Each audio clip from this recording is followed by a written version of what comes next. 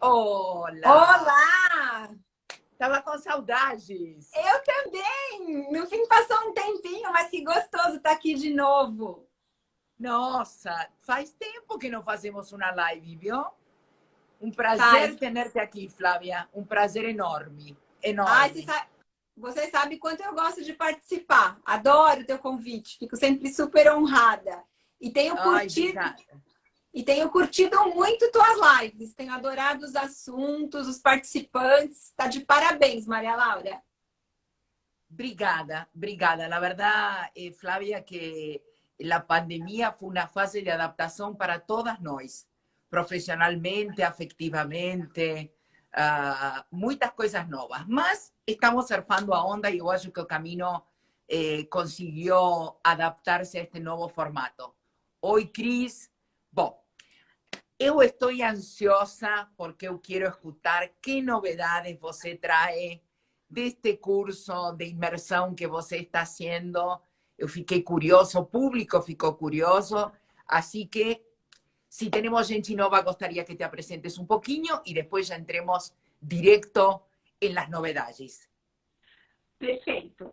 Obrigada de novo, então, pelo teu convite. Eu sou Flávia Fairbanks, ginecologista aqui em São Paulo. Eu trabalho há muitos anos com sexualidade feminina, além de outras áreas da ginecologia, principalmente a parte de menopausa e endometriose. E eu coordeno o grupo de sexologia feminina do Hospital das Clínicas, na disciplina de ginecologia. E o que você está falando agora, Maria Laura, para mim está sendo uma honra. Essa semana está sendo muito puxada, mas muito alegre, na verdade, porque a gente tem que se adaptar também. E anualmente a gente sempre teve... Flávia, você está cortando. Espera aí, por que não vê se trocar, se você está no Wi-Fi ou em 4G, porque não está chegando bem. Vou trocar. Obrigada. Espera um minutinho. Espera aí. Vou tentar sair aqui um pouquinho Olá, e trocar. Silvia.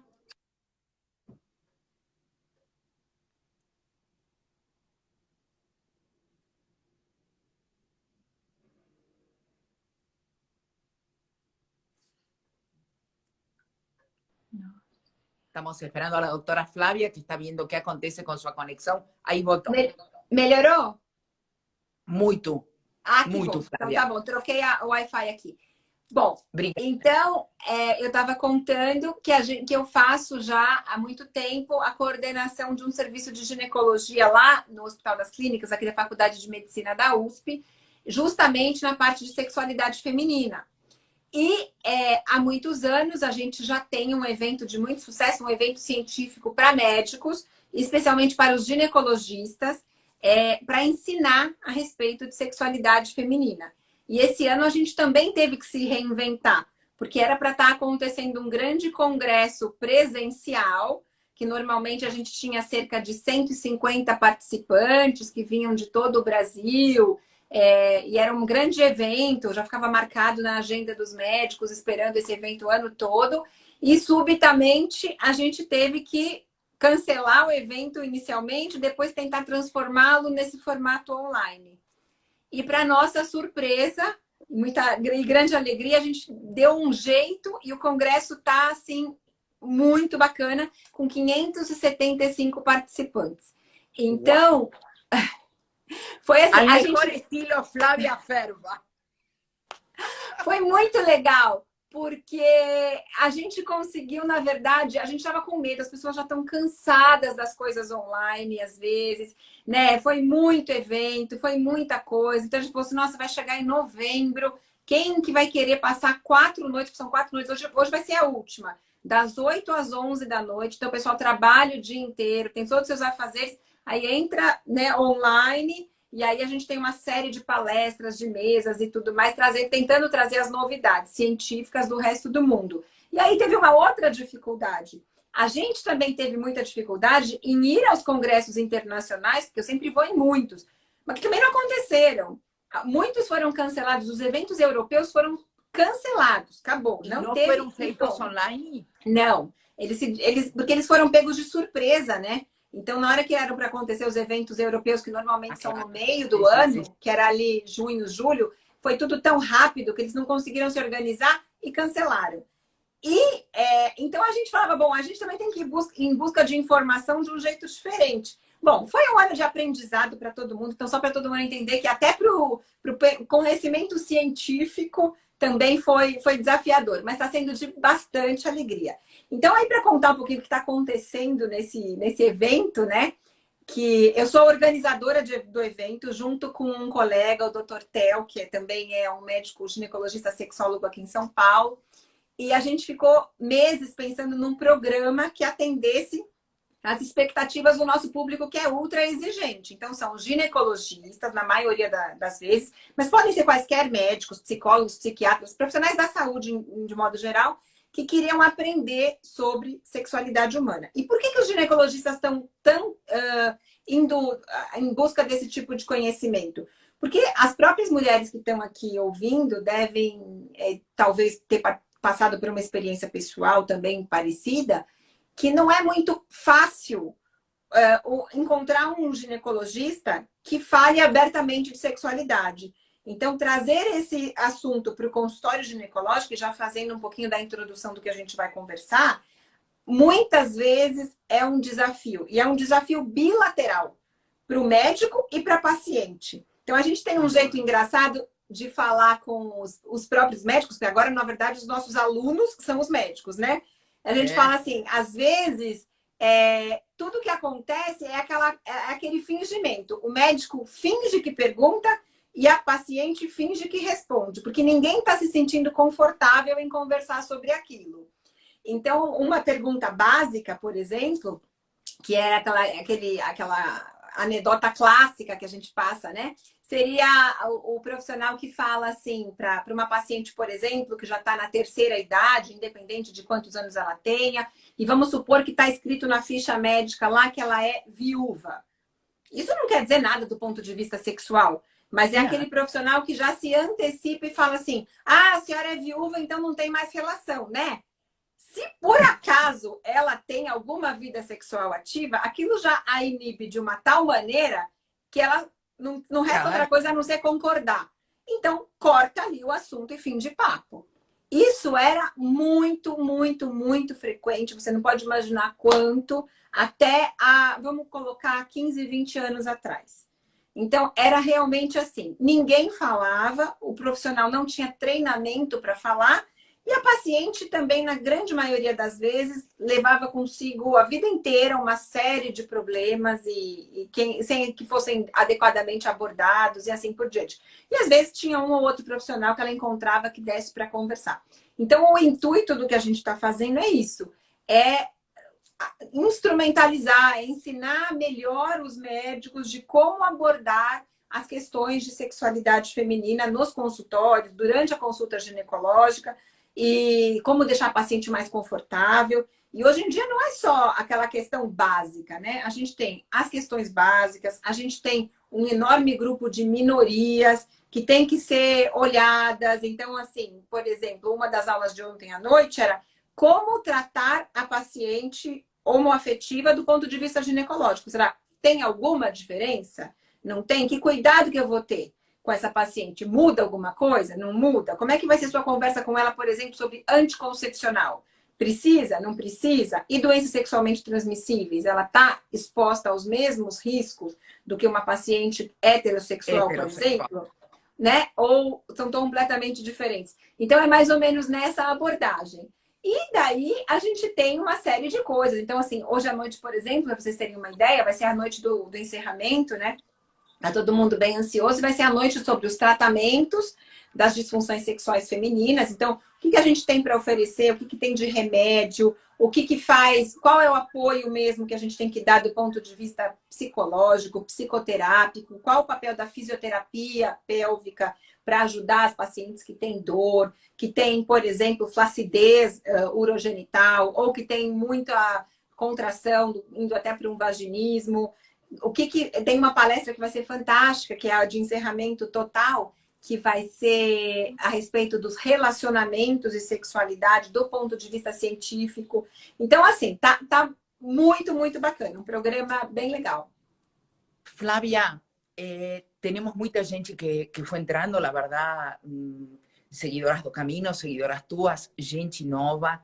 Entonces, yo gostaria rápidamente un resumo de lo que es la menopausa y de todos esos sintomas que siente esta mujer y que, un poco como você falou, muitas veces puede tener hasta vergonha de falar abertamente y principalmente lo relacionado con su libido, sua sexualidade e também a sexualidade do parceiro, que eu gostaria hoje agregar, Flávia, porque eu acho que o homem também tem uma série de fatores, como o colesterol, as estatinas, a medicação, os antidepressivos. Eu acho que hoje a sexualidade ficou bombardeada nesta fase da vida por uma série de medicamentos e de tratamentos de outras doenças desta fase que acabam refletindo na sexualidade tanto da mulher como do homem. Concordo 100%, Maria Laura. Então, vamos colocar assim. Em relação à menopausa, só de uma maneira rápida, porque tem muita gente também que já ouviu. Então, a gente lembra que a menopausa é a última menstruação da mulher. Ela é englobada numa fase que chama climatério. Então, o climatério é esse período que começa antes da menopausa, alguns anos antes. Isso depende de mulher para mulher, dependendo das suas características genéticas, do ambiente onde ela vive, das suas características nutricionais e assim por diante. E se estende o climatério para também alguns anos depois da menopausa, tá? Então, a menopausa é um evento, é a última menstruação, e esse período chama climatério. Então, quais são as características desse período? A primeira característica mais importante é a diminuição da capacidade reprodutiva antes dela entrar na menopausa. Então, a mulher fica menos fértil. Associado a isso, ela começa a produzir menos hormônios. E essa falta progressiva de hormônios que vai ser responsável pelos sintomas desagradáveis que podem acompanhar essa fase. Em quantos por cento das mulheres que isso acontece? Metade, 50%, tá? Então, metade das mulheres, de fato, vai sofrer bastante com as questões da menopausa. Porém, a outra metade pode passar bem, sem ter nenhum problema, e tudo bem. Todo mundo conhece alguém que fala, nossa, mas a pessoa tal passou muito bem por esse período e não teve nada. Minha mãe passou muito bem por esse período e não teve nada. Então, são questões individuais. A gente já conhece, do ponto de vista genético, muitas explicações para quem tem e quem não tem sintomas da menopausa. Mas não é tudo que está esclarecido ainda tem muita coisa a ser pesquisada. Quando a mulher, então, entra nesse grupo dos 50% que tem problema com a menopausa, o que ela vai sentir, o que ela vai se queixar? O primeiro sintoma, que é o mais marcante dessa fase, são os fogachos ou as ondas de calor. Então, da onde vem isso? Ele vem de um curto-circuito que acontece no cérebro, num lugar que é o nosso termômetro interno. Então, é uma regiãozinha do cérebro, ele chama centro termorregulador do hipotálamo. Ele tem o papel de ficar o tempo inteiro comparando a nossa temperatura corporal com a temperatura ambiental. Então, se está mais calor para fora e a gente está com frio, ele faz a vasodilatação. Então, ele abre os nossos vasos e assim por diante. Quando é o contrário, ele fecha os nossos vasos e ele controla a transpiração e tudo mais. Esse mecanismo perfeito precisa de estrogênio para funcionar. Quando cai o nível hormonal, quando não tem mais estrogênio, entra num curto-circuito e ele não consegue mais funcionar adequadamente. De modo que o tempo inteiro ele fica achando que do lado de fora está muito frio e que ele precisa esquentar o nosso corpo. E ele fica mandando calor interno e é isso que dá a onda de calor. A coisa mais típica é que essas ondas de calor começam à noite, na grande maioria das vezes. Porque é o momento em que a gente tem menos estrogênio circulante. E aí ele precisa mandar mais calor. Então aquelas ondas de calor começam à noite, no começo, acordam a paciente, daí começam a atrapalhar a qualidade do sono. Então a gente vai fazer um círculo vicioso com tudo isso. Então ela primeiro começa a acordar de onda de calor. Aí ela já começa a ter o sono entrecortado. Na sequência, depois de muitas noites de sono entrecortado, a paciente está exausta, cansada. Porque no dia seguinte teve várias noites mal dormidas. Aí ela fica sem energia. Se ela fica sem energia, ela não se exercita ou não gasta tanta energia porque ela está sempre cansada. Consequentemente, fica mais sedentária. ficando mais sedentária, gasta menos energia e começa a engordar. Então, a gente vai somando dificuldades que cada vez vão ficando mais nítidas. Isso do ponto de vista físico. Ao mesmo tempo, do mesmo jeito que no cérebro precisa de estrogênio para conseguir funcionar esse termômetro interno, também precisa de estrogênio para regular as nossas emoções, o nosso bem-estar, a nossa disposição e assim por diante. Então, se está faltando muito hormônio, a paciente vai ter ou pode ter manifestações de tristeza, de desânimo, uma labilidade emocional, ou seja, tem horas de extrema alegria, horas de extrema tristeza, e essa oscilação é muito rápida, uma irritabilidade muito grande. Então, as pacientes começam a falar, vem uma irritação, eu não sei nem da onde, mas briga com a família inteira, pode ter problemas, inclusive, nos relacionamentos de trabalho. Então, fica numa situação complicada, porque está faltando o equilíbrio hormonal também na região do cérebro. Então, esse cenário todo que a gente está falando chama síndrome do climatério. Ele começa, então, nos primeiros anos perimenopausa, já pode começar um pouquinho antes da menopausa. Então, a mulher pode ser que ela ainda esteja menstruando, mas já não é mais aquela menstruação de reloginho. Já é uma menstruação que dá umas falhadas, tem mês que vem 2 vezes, tem mês que não vem. Quer dizer, o ciclo está meio irregular. E aí começam esses sintomas. As ondas de calor, a insônia, o desânimo e assim por diante. Aí vem a época da menopausa, quando param mesmo os ciclos menstruais, e dali para frente cai bastante o nível hormonal. E aí esses sintomas podem se acentuar. Cerca de 5 anos depois da menopausa, começam também os sintomas urogenitais. Então, somados aqueles sintomas anteriores, ela começa a perceber, o organismo começa a entrar num déficit tão profundo de hormônio, se ela não estiver fazendo nenhuma reposição hormonal, que a parte vulvovaginal começa a ficar muito ressecada. E aí começam a ter incontinência urinária, urgência para urinar. Então, a urgência para urinar, o típico, na verdade, a paciente fala assim, não, mas eu não perco urina. Porém, quando eu estou chegando perto do banheiro, ou uma coisa muito típica para a mulher, porque também tem um componente emocional importante. Quando eu estou chegando na minha casa, é colocar a chave na maçaneta, já me dá um desespero para ir ao banheiro, às vezes nem dá tempo, escapa a urina. E, consequentemente, não só a parte urinária está com esse ressecamento, como também a parte vaginal. Então, ela pode sentir no dia a dia uma coceira, um desconforto, uma mudança importante do odor vaginal e do odor da urina. Muda mesmo, nitidamente, assim, tem outro cheiro, não é mais o cheiro que tinha antes. E na relação sexual, a secura também pode ficar muito intensa, facilitando, entre aspas, um atrito maior ali na penetração e tudo, fazendo com que a relação possa ficar desconfortável, e a paciente possa vir a ter até infecção urinária pós-relação, dor durante a relação, eventualmente até sangramento na relação pela secura toda. Então, esse quadro todo é um quadro, assim, que a gente tem todo o conhecimento, ele já é sabido há muito tempo, então isso já foi descrito há muitos e muitos anos, mas os mecanismos pelos quais ele acontece estão sendo cada vez mais explicados, de modo que agora a gente já tem bastante conhecimento para saber como tratar disso. Então, esse é o quadro geral dessa situação da síndrome do climatério aí, das pacientes na peri, pró e pós-menopausa. Flavia, você concorda comigo que é um mix um tanto diabólico, não?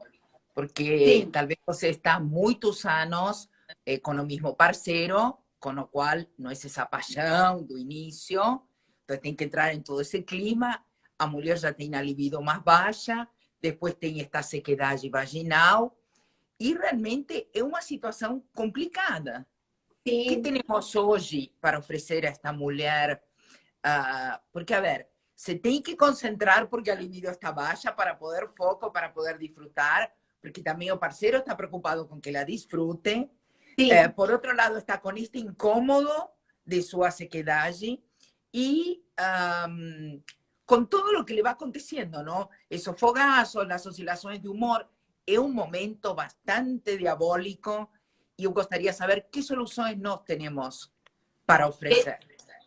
Perfeito. Eu costumo falar para as pacientes que quando a gente fala essa lista de coisas horrorosas que a gente acabou de listar, parece que está dando um pacote tragédia, né? Você fala, nossa, então não tem nem saída. É um sofrimento sem fim.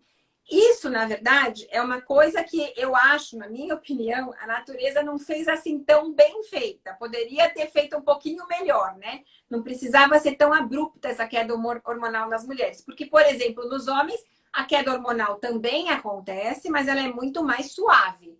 Nenhum homem entra num cenário desses, assim, de uma hora para outra. Eles vão caindo aos poucos e vão se adaptando a essa queda. Então, de fato, para as mulheres é um eles pouco têm mais... medicação, né? Que los Exato. acompanha. E eles têm outras alternativas. Bom, para as mulheres, então, o que a gente tem? Daqui a pouco eu não vou esquecer de responder a tua parte em relação à sexualidade masculina. A gente vai falar. Mas, voltando agora para essa parte. Então, o que a gente tem para as mulheres? Então, a primeira coisa é ter o objetivo. Qual que é o objetivo dessa fase? É viver bem. Esse tem que ser o objetivo. Então, viver bem por quê? Porque a gente tem agora expectativa de vida em países como os nossos em torno de 80 anos de idade para as mulheres. Se a menopausa acontece em torno dos 50, significa que você vai ser 30 anos para lidar com esse quadro. Não são 30 dias. Então, você precisa cuidar disso. Ninguém vai falar, olha, eu quero os próximos 30 anos passar me sentindo mal. Não tem cabimento. E aí, para a gente voltar para esse foco de se sentir bem, a gente tem que pensar o quê? Que eu tenho que me sentir bem buscando o que eu acho que se adequa para o meu tipo de vida. Então, a gente tem como possibilidade, por exemplo, a reposição hormonal para pacientes que concordam, que querem fazer e que podem fazer. Mas também existem as mulheres que não podem ou não querem fazer a reposição hormonal. E nem por isso elas não vão ser cuidadas. Então, a gente tem que entender essas duas coisas. Então, vamos pensar. As mulheres que querem tomar o hormônio. Aí vem a seguinte pergunta. Será que ela pode usar o hormônio? Porque tem uma série de doenças, situações médicas que não deixam. Mas naquelas que querem e podem, a reposição hormonal é uma excelente alternativa para resolver essas questões. E aí ela pode ser de uma série de jeitos, ela pode ser com os hormônios bioidênticos, que são exatamente aqueles que o seu organismo sempre produziu, e aí você vai fazer uma coisa mais individualizada para a paciente, com a dose que ela teoricamente precisa, pode ser mudada essa dose de acordo com os sintomas, com as necessidades, assim por diante. Existem os hormônios prontos já, que são os hormônios sintéticos, mas que são muito práticos, porque você tem uma receita, você vai numa farmácia, você compra e acabou. Existem fórmulas tentativas de uso de fitoterapia, então medicamentos derivados das plantas, que se convertem em hormônios internamente, e aí tem uma gama de coisas. Então, a gente pode falar das isoflavonas da soja, da linhaça, da folha de amora e seus concentrados, substâncias que a gente sabe que internamente sofrem reações bioquímicas e se transformam em moléculas muito parecidas com o hormônio que a gente produzia, mas que dão um alívio a uma parte dos sintomas, não a tudo, tá? Mas podem ser usadas também. E tem as pacientes que não querem ou não podem fazer o uso dos hormônios. E o que elas vão fazer, então? Elas têm uma série de coisas para fazer. Então, a gente tem medicamentos para cada uma dessas coisas. Então, para vocês terem uma ideia, para onda de calor, tem alguma coisa que alivie? Tem. Tem alguns tipos de antidepressivos que agem justamente naquele termômetro interno lá que não está funcionando, podem aliviar as ondas de calor. Ah, para quem tem muita ansiedade, depressão e tudo mais, as medicações ansiolíticas, antidepressivas também podem funcionar. Para a região urogenital, se tiver com muito ressecamento, a gente pode usar as técnicas das energias vaginais. Então, tem o laser, tem o ultrassom microfocado, a radiofrequência, que pode ser usado só nesse caso ou associado com a terapia hormonal para melhorar a saúde urogenital. Isso tudo acaba sendo muito bacana. Eu tenho 1000 outras formas. Eu posso usar a acupuntura, que se comporta como uma alternativa interessante para melhorar a onda de calor, para melhorar os sintomas psicológicos, para melhorar as compulsões, ansiedade, assim por diante. A gente tem as outras práticas, como yoga, ludoterapia, tudo isso pode ajudar a paciente a se sentir melhor e liberar os hormônios de bem-estar internos. Então, se a gente faz práticas que eu consigo liberar as minhas próprias endorfinas, eu faço com que eu me sinta melhor. Então, às vezes, eu não estou resolvendo todos os problemas, mas eu já estou resolvendo uma boa parte deles. Então, assim, o que não tem cabimento, acho que agora, em 2020, já quase 2021, é a paciente A ou a qualidade mulher de vida. tá se sentindo mal, tá percebendo que não tá bem, fala, nossa, eu quase já nem me reconheço, não sei o que está acontecendo comigo, parece que meu corpo foi habitado por um outro ser que não sou eu, e nada acontece. Então ela fala, muitas falam isso, doutora, eu não me reconheço. Não sei o que está acontecendo. Eu era ativa, trabalhava, me concentrava muito bem, tinha foco, tinha energia, fazia, acontecia. Agora eu não tenho energia para nada, eu não consigo levar um projeto para frente, eu desisto das coisas no meio do caminho, eu sei que eu estou com sobrepeso ou obesidade, não consigo perder 1 grama. Quer dizer, vai ficando uma coisa que parece uma montanha intransponível. Então, isso tudo tem que ser visto. Porque é o que eu falei, a gente não está falando de 30 dias. É uma média de 30 anos para lidar com essas questões. Então, a gente tem que tomar bastante cuidado. Levando o gancho um pouquinho para responder a respeito da sexualidade masculina, eu já falei um pouquinho aquela hora, mas eu acho que é importante a gente entender que, primeiro, os homens também têm uma queda hormonal. Só que essa queda hormonal para eles ela é mais suave, então ela vai acontecendo de uma maneira mais tranquila e ela acontece mais tarde também. Então, enquanto as mulheres, como a gente falou, começam a ter a queda hormonal já a partir tipo dos 40 anos, você já pode começar a ter algum tipo de problema. Com 45 para frente fica mais marcado e lá para os 50 já está na fase da menopausa. Os homens jogam tudo isso 10 anos para frente. Então, eles começam a perceber alguma alteração aos 50 anos, mais ou menos, vai caindo progressivamente. E quando chegam nos 60 anos, é aquela hora que você olha para o homem e fala assim, nossa, agora ele envelheceu, deu aquela envelhecida que fica meio marcado. Mas ele já está 10 anos lá para frente. As mulheres, se a gente for pensar, até mais ou menos 50 anos atrás, uma mulher com 50 anos era uma senhora Sim. que estava de coque na cadeira de balanço, tricotando o sapatinho para os netos. Essas eram as nossas avós. Não tinha mais muito projeto de vida, perspectiva de vida. Elas não estavam tão inseridas no mercado de trabalho. Elas não eram, muitas delas, a maioria não era pilar ou chefe da família, nada disso.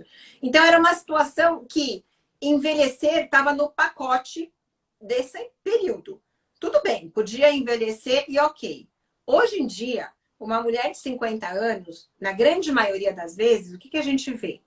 É uma mulher que pode ter até filhos pequenos ainda, porque as mulheres estão engravidando mais tardiamente. Eu canso de fazer parto de paciente com 37, 38, 39, 40 e poucos. Ou seja, quando ela tiver com 50 anos, ela vai ter criança de 8 anos, de 10 anos. Ela tem que estar com aquele pique de acompanhar um filho jovem, uma criança, um pré-adolescente. Ela tem que estar com o pique de acompanhar um marido, caso ela esteja num relacionamento assim, que ainda está muito bem. Ela tem que estar num pique de continuar seus projetos pessoais, seus projetos de trabalho. Ela tem que se sentir bonita. Quer dizer, então uma mulher de 50 anos não tem mais nada a ver com aquele papel da senhorinha tricotando na cadeira de balanço.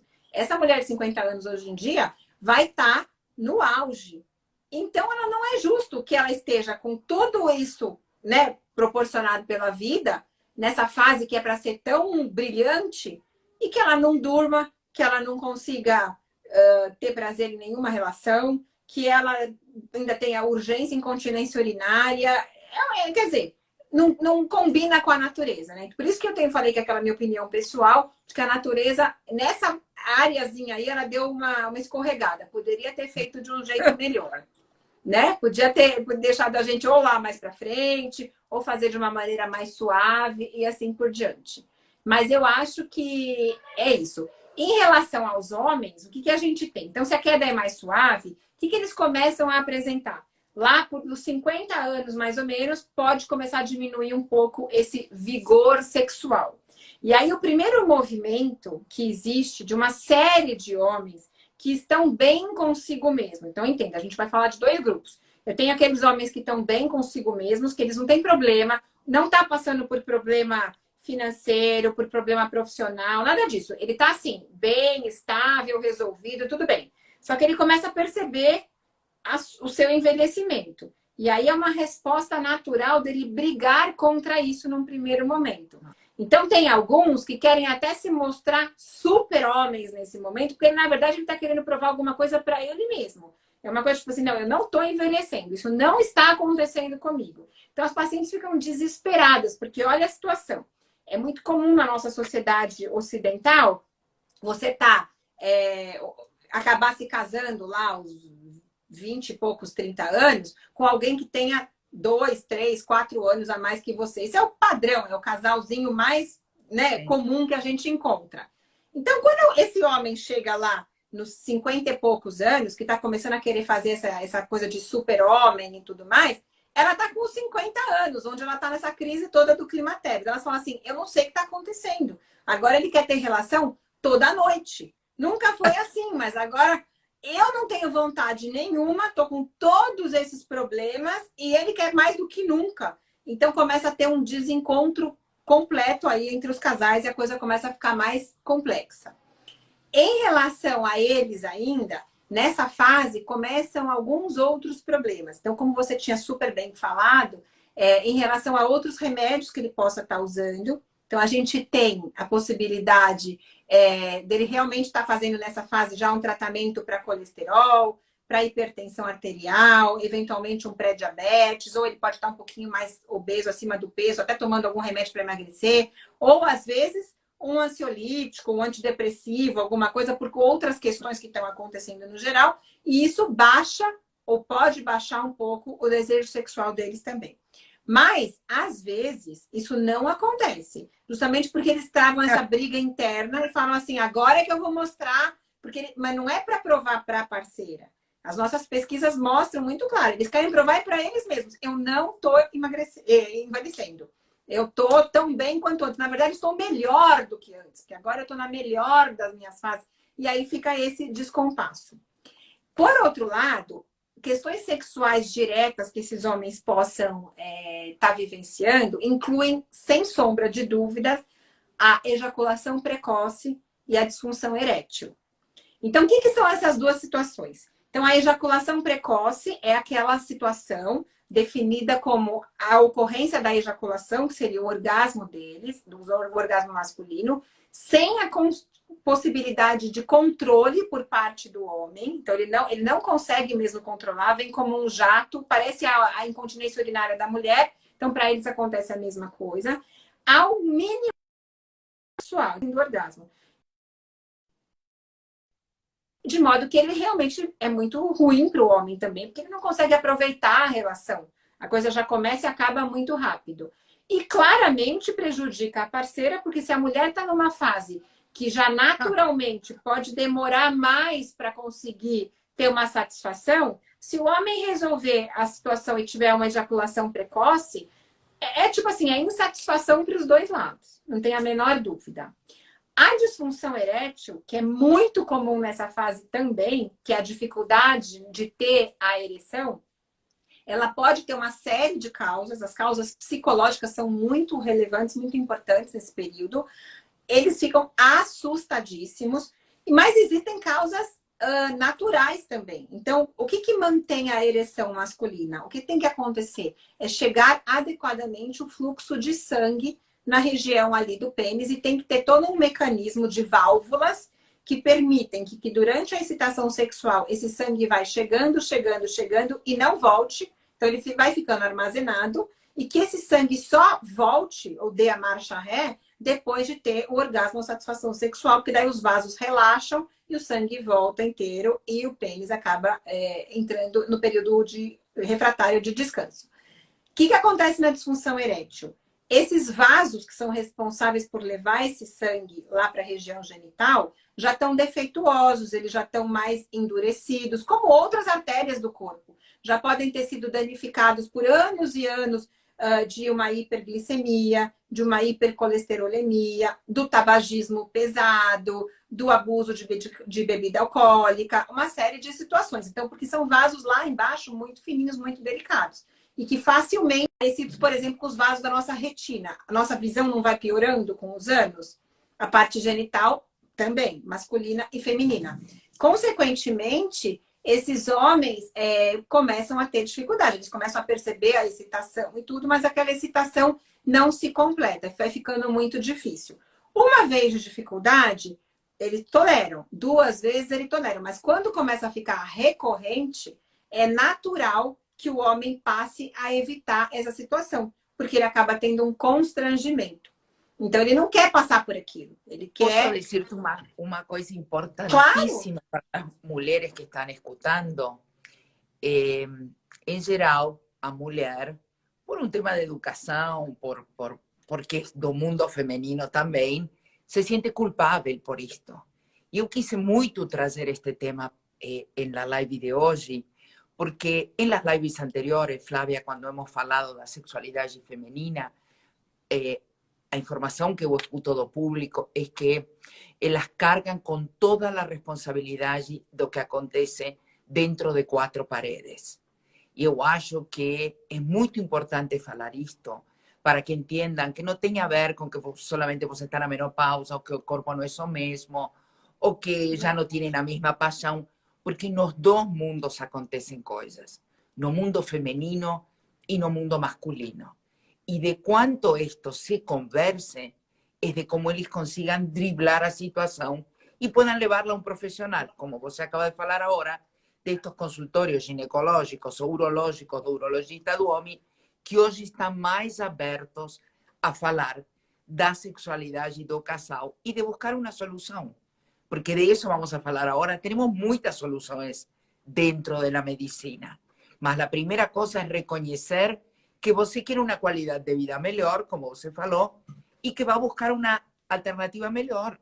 Porque se você não admite o que está acontecendo, e que não é só da mulher, que é de los 2 lados, ou pode ser do lado masculino, dificilmente vão conseguir encontrar uma qualidade de vida melhor. Sexual. Concordo integralmente. É exatamente o que a gente tem que entender. Então, o problema não é só feminino, mas as mulheres culturalmente assumem culpas. Então, se você for ver na história da mulher, ela está sempre com uma época de culpa. Então, ela tem culpa na adolescência, quando ela começa a atividade sexual. O homem não. Para o homem é uma glória, né? Nossa, começou, ele é incentivado pela família até. Nossa, quantos não são levados até pelos pais para começar a atividade sexual e assim por diante. A mulher, quando começa, tem que ser escondido e tudo mais. Meu Deus, se a família ficar sabendo, vai ser uma coisa horrorosa e tal. Então já vem uma culpa. Aí quando você vai fazer a questão da maternidade, depois mais para frente, resolve engravidar e constituir uma família, raras são aquelas que acham que estão completas, porque ou ela está com a culpa porque ela não é uma mãe como ela gostaria de ser, ou ela tem a culpa porque ela resolveu ser só a mãe, se fosse possível ser só mãe, e abriu mão de uma vida, de uma carreira profissional, alguma coisa dessa, então fica com a culpa do outro lado, sempre tem uma culpa. Então é natural que ela chegue nessa fase e ela ache que a culpa é dela de novo, porque a gente é acostumada a carregar culpas a vida inteira. Então você falou muito bem. Não tem que levar a culpa para o lado feminino. São 2 questões. O problema é que é um relacionamento baseado em 2 pessoas. E essas 2 pessoas precisam saber muito bem o que querem da vida. E aí vem um outro assunto, Maria Laura, que eu acho que é muito importante a gente colocar, porque também não é errado. A gente fala muito de sexualidade, sexualidade, sexualidade. Porém, tem uma parcela das mulheres que nessa fase não tem mais interesse sexual. Então, não é que tem falta de desejo, é diferente.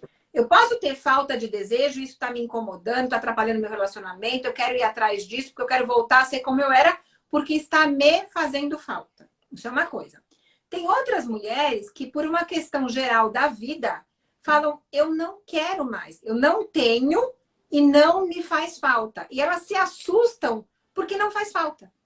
É a mesma coisa que uma coisa que fala assim, mas como?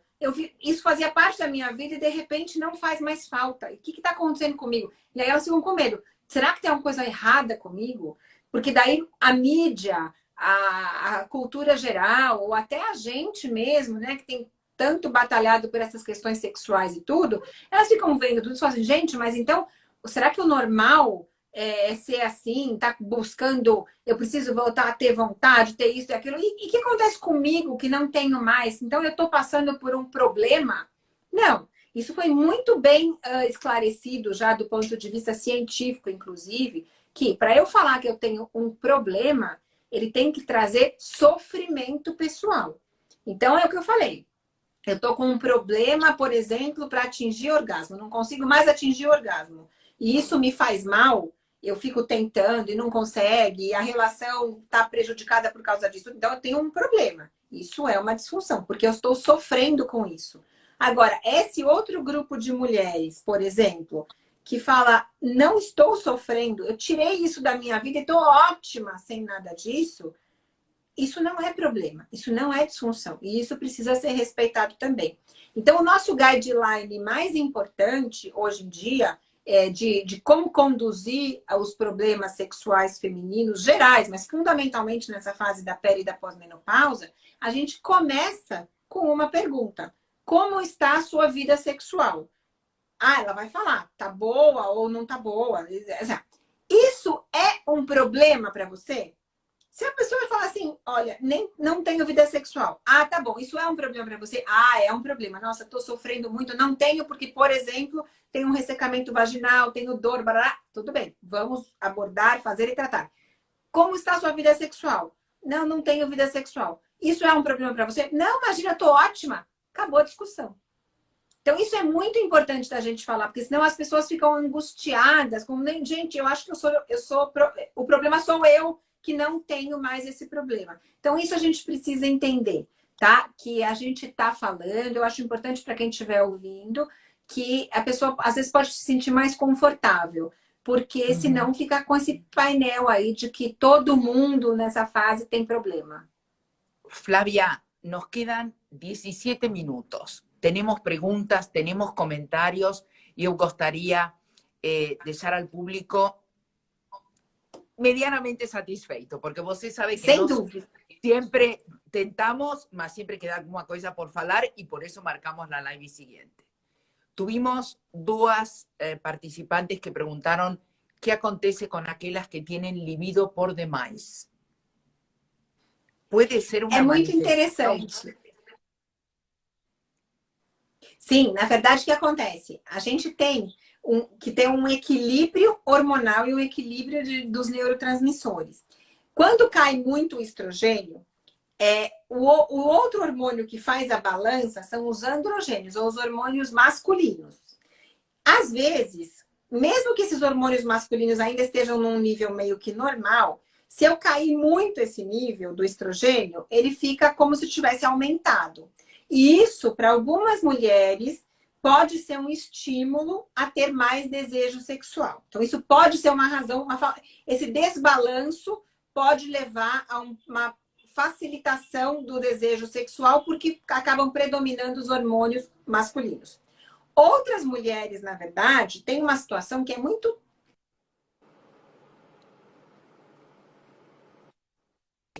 A mulher, nesta fase, está com uma vida mais tranquila. Então, vamos supor, ela teve muito tempo de uma vida mais complicada, trabalhava, filhos pequenos, situações gerais da vida. E, de repente, ela chega nessa fase e ela, de fato, consegue desfrutar, que é o sonho de consumo de todo mundo. Ah, eu cheguei numa fase, mesmo que estivesse na perimenopausa, mas é uma fase que eu estou mais estabilizada em várias histórias da minha vida, e, consequentemente, eu já tenho mais tranquilidade para desfrutar a minha vida sexual. E se ela tem mais tempo, mais disposição, mais tranquilidade, ela pode contrabalançar aquela falta de hormônio com uma situação, com uma vivência melhor. Como eu falei que é tudo regulado no cérebro, a resposta sexual feminina é regulada no cérebro, fundamentalmente pela liberação da quantidade de dopamina que ela consegue liberar. A dopamina é a grande molécula da alegria. Se ela tem outros jeitos na vida de liberar essa dopamina, ela pode ter o mesmo e bastante desejo sexual. Então, ter muito desejo sexual pode ser normal? Pode ser ótimo. Agora, no mesmo molde, no mesmo raciocínio do que eu falei, se isso estiver incomodando a mulher, por quê? Porque, de repente, ela pode estar prejudicando outras coisas da vida, porque ela passa a focar só em atividade sexual. Aí a gente pode ter um problema. Então, existe até uma nomenclatura antiga, que é a ninfomania. Então, é a paciente que... Qual que é o problema que ela tem? Não, o problema é que ela tem muito desejo, ela quer extravasar esse desejo, então ela acaba tendo uma atividade sexual muito intensa, mas que atrapalha os outros afazeres. Tem mulheres que, tipo, passam daí o dia inteiro na internet, em sites, em encontros, se arriscam demais com parceiros múltiplos e tudo mais, porque aquele desejo vira a razão da vida delas. Então, aí a gente tem um problema. Agora, se ela estiver nessa fase falando assim, não, eu só tô curtindo demais, mas eu acho que a menopausa eu devia curtir de menos. Não, aí sinta-se abençoada. Aí realmente é uma questão de sorte chegar com bastante desejo e poder desfrutá-lo nessa fase. Eu gostaria de redondear algumas coisas. Te he escuchado ya 5 o 6 veces y siempre tenemos algo para agregar. A primera cosa, sabemos que los 50 de hoy significan que podemos tener 30, 35 años por a frente.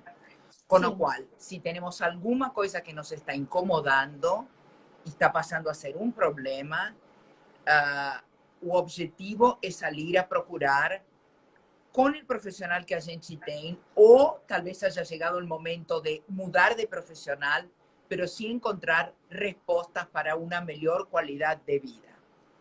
No solo sexual, sino uroginecológica, social, emocional, afectiva, porque esto envolve tudo. A gente não pode separar uma coisa da outra. Perfeito. Supongamos que esta mulher que nos está escutando entendió que tiene muchos años por a frente, que esto no va a durar solo 30 días y quiere calidad de vida. ¿Qué tenemos hoy concretamente, Flavia, de los problemas, digamos, de porcentaje que acontecen más a los menos, que podamos decirles, tomen coraje, busquen un profesional y salgan a procurar? ¿Qué nos ofreces hoje? Então, basicamente, a gente tem todo o ajuste da parte hormonal, da parte alimentar, da parte do peso, o controle de peso é uma questão muito importante nessa fase, precisa ser feito também. Fora os cuidados estéticos, dermatológicos, que a gente tem que entender. Essa parte urogenital é fundamental. Para vocês terem uma ideia, o trabalho que a gente está vendo agora, que acabou de sair, é mais comum as mulheres terem depressão por incontinência urinária do que por problemas familiares. Pode imaginar uma situação dessas. Então, a gente tem que olhar para isso. Essas questões psicológicas e psiquiátricas dessa fase que surgem ou se acentuam precisam ser vistas. Então, a gente tem que ter um atendimento global à saúde. A definição da Organização Mundial de Saúde, do conceito de saúde, o que é ser saudável? Ser saudável é você ser completo do ponto de vista biológico, ou seja, está tudo funcionando direito. Psicológico, a mente tem que estar funcionando, tem que estar calma, tranquila, produzindo. Socioeconômico e sexual. Então, as 4 coisas têm que estar sendo vistas. Então, se eu tenho algum problema biológico, então eu tenho uma doença, isso precisa ser visto e precisa ser tratado. Claro, o problema é, por exemplo, a obesidade. Por que eu estou falando de obesidade? Porque é uma epidemia, está aumentando demais, assustadoramente. Esse ano, então, com a história da pandemia, que o pessoal ficou trancado em casa, comendo, triste e sedentário, a gente está, assim, eu estou vendo uma situação muito desafiadora. As mulheres estão tristes com isso, com o que esse ano, além de tudo, trouxe para o corpo delas. Fora para a mente, para o coração, para tudo, mas para o corpo foi um estrago considerável. Isso a gente vai ter que correr atrás no ano que vem. Não tem jeito. Se a gente vai conseguir driblar ou não, aí a gente pode até conversar em um outro momento. Mas a gente precisa, não pode deixar isso aí se perpetuar, né? Então isso precisa ser feito. A parte psicológica é importantíssima. Eu vejo suas lives e com profissionais, psicólogos, psicoterapeutas e tudo mais. é fundamental. A saúde mental das pessoas é uma parte importantíssima da saúde. E às vezes ela é negligenciada, porque a gente tem tantos problemas para responsabilizar. Ah, eu tô assim, ah, não, mas é porque eu tô passando por uma fase difícil, mas é porque eu tô com um problema financeiro, porque eu tô com um problema profissional, eu tô com um problema pessoal. Tem uma desculpa. Tudo bem, pode ter um problema, mas se você não tá bem, tem que cuidar. Não tem a menor dúvida disso, porque só vai piorar. Você não ficar bem não resolve aquele problema. É isso que eu explico para as pacientes. Ah, Y doutora, mas não además porque adianta. antigamente todos se colocaban a menopausa, Flavia, y hoy Sim, hemos desmitificado la menopausa y hoy sabemos sim. que hay cosas que si se tratan bien la menopausa, a gente puede superar. Mas Sim, que não seja a menopausa um pretexto para outras coisas. Porque eu acho que também exatamente. isso é importante. Por isso é Não, importante você a tem consulta com o profissional também. Não, você tem toda a razão. Porque se a gente não. Eu sempre explico o que eu estava falando, é isso. Não adianta você não se cuidar porque existe um problema. Porque você não se cuidar não resolve aquele problema. Então, eu tenho, por exemplo, eu volto nessa questão do sobrepeso, que é uma questão que eu trato muito no consultório, porque eu acho isso muito importante. Mas a gente fala assim, ah, doutora, mas não adianta, porque eu não tenho tempo para me. Gente, mas você tá triste, você não tá bem. Isso não vai resolver, não vai criar tempo. Então, a gente tem que encarar os problemas de frente. A parte social, eu acho fundamental. Vocês veem, eu tenho atividades em vários níveis, né? Então, eu tenho as minhas atividades do consultório, que eu adoro, tá? Onde eu recebo muitas pacientes. Eu tenho as minhas atividades no Hospital das Clínicas, que é um outro público, é um outro foco, com os alunos da faculdade. Quer dizer, então eu tenho uma gama de pacientes dos mais diferentes níveis socioeconômicos, culturais e assim por diante. O discurso é o mesmo. Ele só tem que se encaixar na realidade da mulher. Então, por exemplo, a gente vê aquelas pacientes super simples, que também não se cuidam, também não comem. Eu não vou deixar de falar para essa pessoa, você precisa se cuidar, você precisa fazer exercício, você precisa emagrecer. Porque assim, o jeito que ela vai fazer vai ser diferente. Por exemplo, de um jeito de uma paciente com uma situação mais privilegiada. Mas ela tem que fazer do mesmo jeito. Então, a gente não Porque pode mais además, deixar de... convengamos, Flavia, que o sobrepeso, a obesidade, também é um fator para baixar a libido. Então, ela tem Total! a libido baixa, tem a sequedad vaginal, tem os fogazos, tem um parceiro que, se é da mesma idade, já vêm com um histórico de anos estando juntos, e a isso agrega a obesidade. Então, a gente tem que começar a sacar as coisas para realmente Exato. encontrar para cada problema o tratamento que corresponda. Mas tem que Eu enxergar. falo muito para as Não pode pacientes... ficar só com o motivo de que é a menopausa e vou ficar nessa zona de desconforto porque não tem alternativa. Exato. Às vezes eu tenho um exercício que eu faço com algumas pacientes no consultório, a pessoa não sabe nem por onde começar. Eu falo, gente, vamos escolher uma coisa para começar. Isso tem que ser o seu projeto para os próximos 2, 3 meses. Vamos resolver isso. Depois que você conseguiu resolver isso, a gente passa para o próximo. Às vezes pode ser, por exemplo, um problema de tiroide, que está tudo tão desregulado. Flavia, que allás que tiene que ser en la lista de prioridades de esta mujer, lo primero que tiene que tratar. A sequedad vaginal, la reposición hormonal, la obesidade. Eu tento sempre começar, que eu acho que é o mais importante, sem o que você não consegue fazer nada, com os distúrbios do sono. Eu acho que dormir é uma questão fundamental.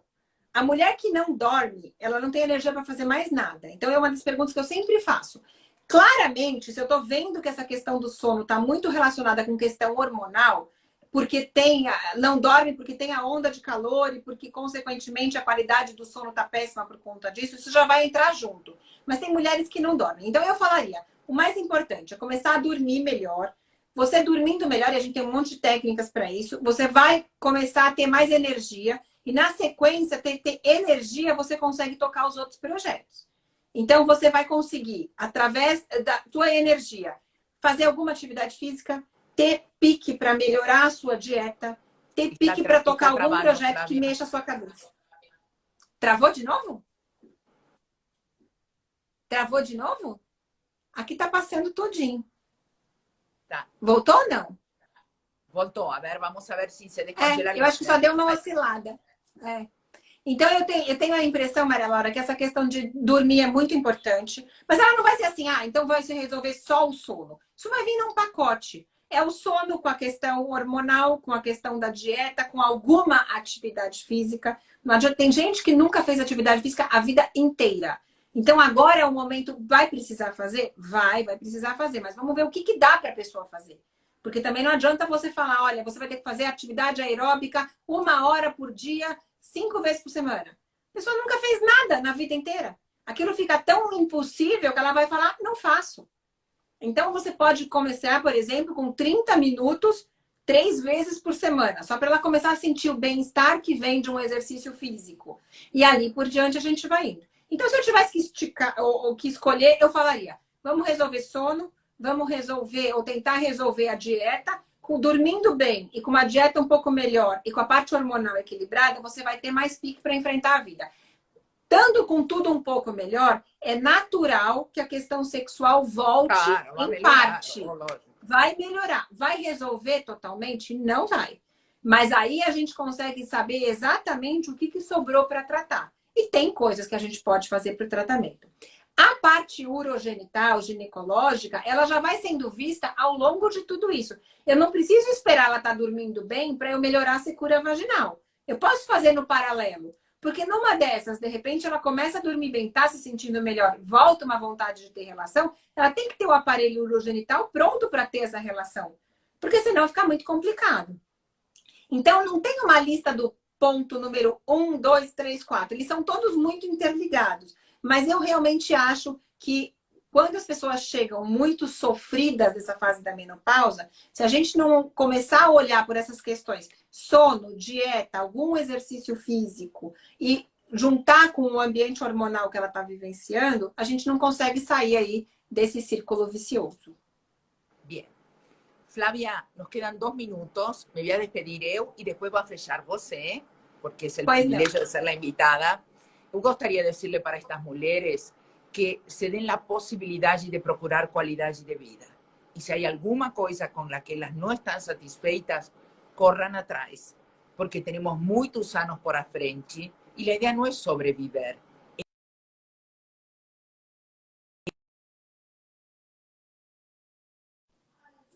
Qualidad de vida de esta mujer.